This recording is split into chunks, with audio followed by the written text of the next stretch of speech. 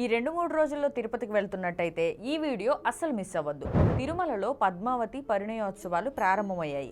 పరిణయోత్సవాలు అంటే ఏంటనుకుంటున్నారా? అదేనండి, సాధారణంగా పెళ్ళంటే ఒక వేడుక. మనుషులకు ఉండేవి పెళ్లి రోజులు, దేవతలకు ఉండేవి కళ్యాణోత్సవాలు, పరిణయోత్సవాలు.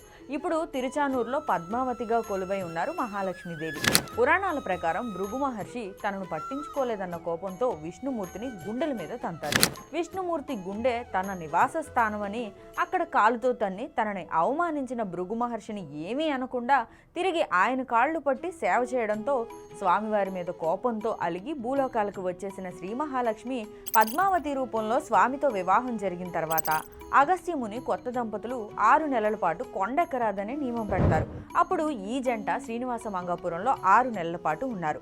అప్పట్లో శ్రీ పద్మావతి అమ్మవారికి ఇక్కడే ఆలయం ఉండేది. ఆ తర్వాత తిరుచానూరులో భక్తులను అనుగ్రహించేందుకు సుఖమహర్షి తపస్సు చేయడం వల్ల శ్రీవారి ధాన్యాగారమైన అలివేలు మంగాపురంలో వెలిసినట్టు చెప్తారు. ఈ పరిణయోత్సవాలు ఇటు శ్రీనివాస మంగాపురంలోను అటు తిరుచానూరులోను 3 రోజుల పాటు అంగరంగ వైభవంగా జరగనున్నాయి. ఈ నెల 6ను మొదలై 8 వరకు ఈ ఉత్సవాలను అత్యంత భక్తి శ్రద్ధలతో నిర్వహించనున్నారు. కాబట్టి ఈ 2-3 రోజుల్లో తిరుమల వెళ్లేవారు తప్పకుండా అలివేలు మంగాపురం, శ్రీనివాస మంగాపురం, తిరుచానూరు పద్మావతి అమ్మవారిని దర్శించుకొని ఉత్సవాల్లో పాల్గొని తరించండి. ఓం నమో లక్ష్మీ శ్రీనివాసాయ.